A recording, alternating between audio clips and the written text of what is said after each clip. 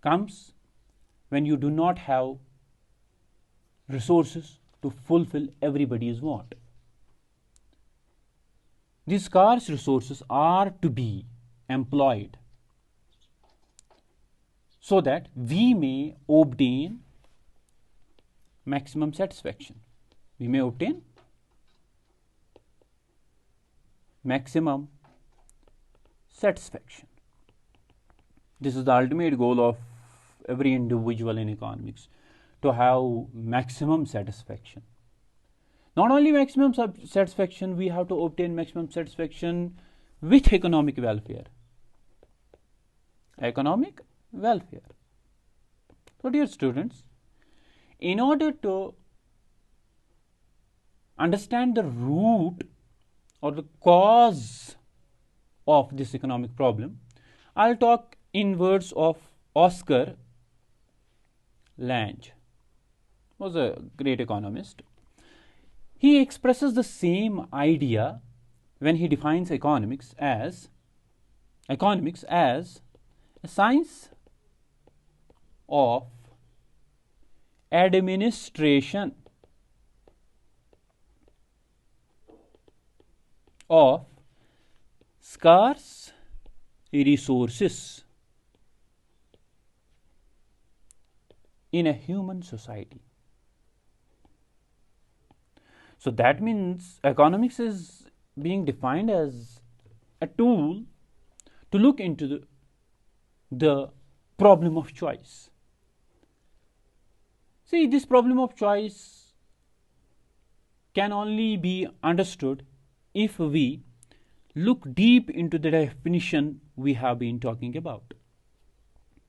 So let us take it as causes of economic problem.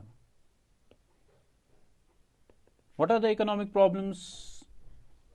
Economic problem is to fulfill the unlimited wants with limited resources. Human wants are unlimited, and the resources to satisfy them are limited, while those resources also have the alternative uses. So we can say these causes of economic problems are: number first, unlimited wants. To fulfill those unlimited wants, we have limited resources, and these resources have an alternative uses. These are the three basic things which we will keep in mind before we proceed. So the causes of economic problem is that our resources are limited, wants are unlimited, and have alternative uses. Those resources have alternative uses. For that, we can cite an example. I have got just 1,000 rupees, but when I go to the market, I want to buy some food items, clothes, maybe some luxury as well. In food items, in clothes, in luxury, let us say I have only 1,000. I'll prefer luxury items, means a TV, a smartphone, a car. These are all luxury items. I would first and foremost give preference to my basic needs, that is food item. And then the second number would come to clothing. And then only if something remains or I have that much of saving, I look into the luxury items. So my resources here are limited, but my wants are unlimited. And this rupees 1,000 is being my resource has also alternative uses. Alternative uses means that is what I am talking about. I can buy food items, I can buy clothes, I can buy luxury with it. but I'll have to categorize, I will have to prioritize, I will have to give a priority. So these are three important things here. Human wants, that are ends. Resources to satisfy, human wants, that are ends. Resources to satisfy them are means, that are limited and which have alternative use. That means we have unlimited ends with a limited means to reach it.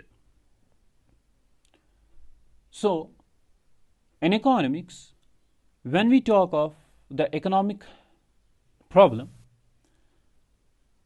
we term them as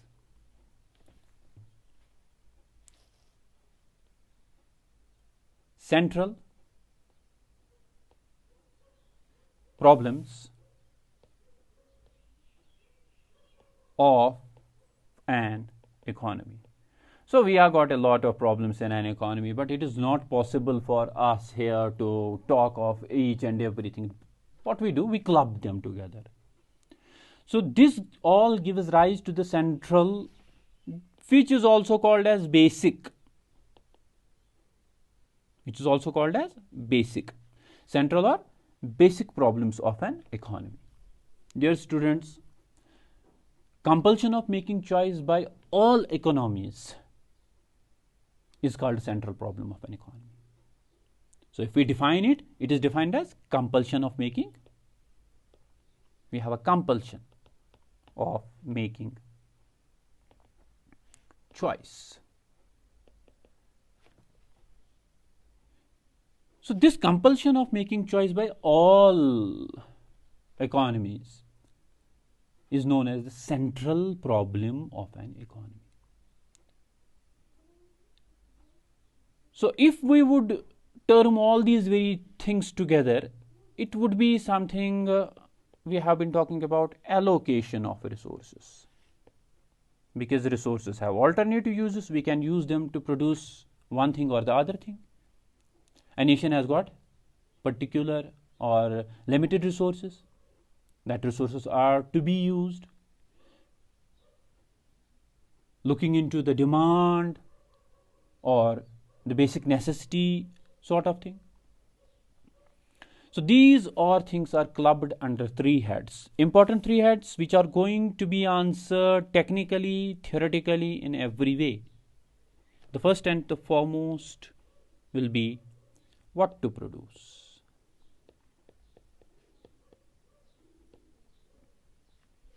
Second will be how to produce. And last but not least will be for whom to produce. If a nation is able to address these three basic problems in its economy, that nation prospers and develops in leaps and bounds. What to produce, how to produce, for whom to produce. There are three words. First is what to produce. And we will have to define all these very three. So I'll take the first one into consideration, that is what to produce thing. What to produce. Under this, when it is defined, it is the problem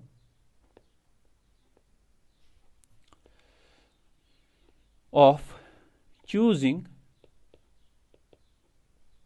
which commodities, means goods and services,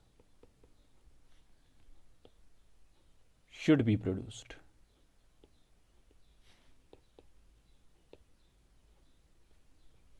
And in what quantities.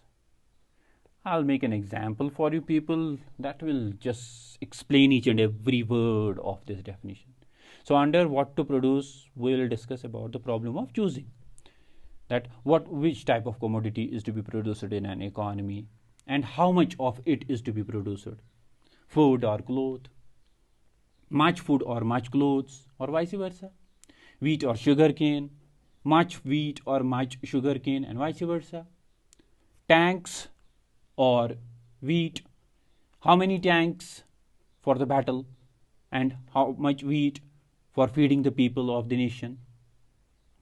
This arises only because resources are scarce and they have alternative uses. This leads to us to the second thing, that is how to produce. This involves the technique of production. Which sort of technique of production we should imply in producing the goods and services? The appropriate technique of production depends upon the type of nation. The coming example will explain it, but first we will take the definition. It is the problem of choosing the appropriate technique of production for producing goods. So here we will have to talk of appropriate technique of production. See, I have to make I have to make a building.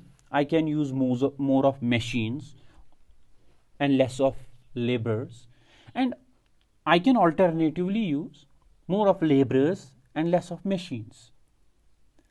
So if we talk about it in technical form, that is, we will have to apply a technique of production. And we have got two techniques of production. A labor intensive technique. Intensive means in what intensity we have to use. Labor intensive technique of production. And B, we have got capital intensive technique of production.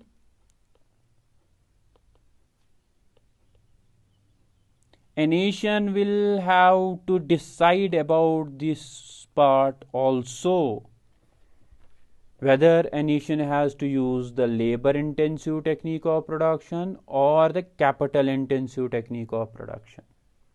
Whether a nation is going to use more of the labor to produce goods and services or more of the capital to produce goods and services. That is what comes under the second heading, that is how to produce the, and this how to produce is going to answer us that what is going to be beneficial for an economy.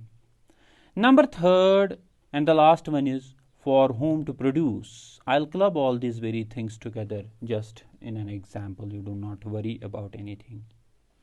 Is number third, for whom to produce. When we define this very thing, that for whom to produce, this is a problem which is concerned with distribution. So we'll write it. This problem or a basic problem or a central problem of an economy, this problem is concerned with distribution of income and output. That is goods and services also produced. Till now, an economy has decided about two important things: what to produce and how to produce. Now it is going to answer this question, for whom to produce. When you say for whom to produce, in other words, how should output be distributed among those who have helped to produce or who have helped to generate the income? whether for whom to produce actually boils down, or it comes down to the distribution of income.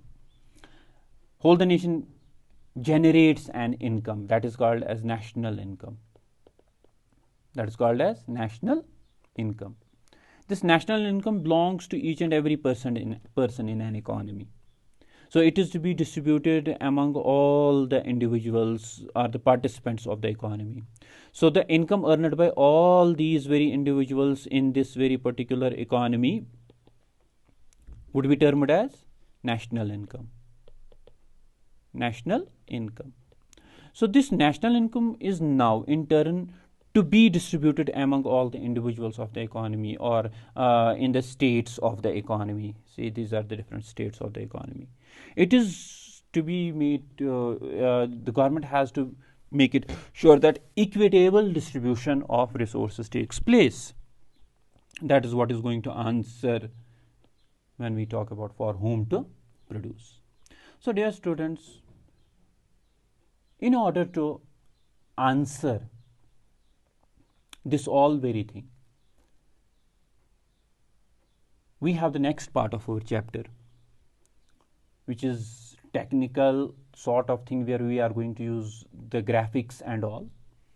Before we come up to it, I'll club all these very things together and give you a small example so that you may correlate each and everything we have been talking about.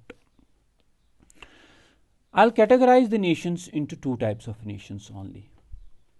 Say, let us take India and US of A. Okay. In India, we have got labor.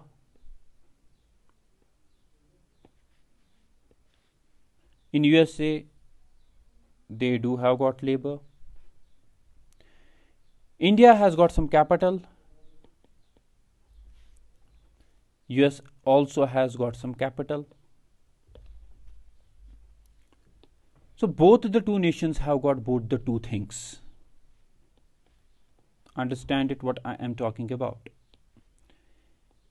Two nations, two capitals, two resources. Both have got some of it. But the thing here is that India has got more of labor, less of capital, while USA has got, for a time being, they do have got the population. They are having a good concentration of population who are not working. They do have got the poverty, unemployment, and the related things. But this is just an example to make you people understand. So they have got less of labor. USA has got less of labor and more of capital. At least half of it is true. But this is an example to make you people understand, so please bear it in mind what I am talking about. And we also know that we have got two techniques of production.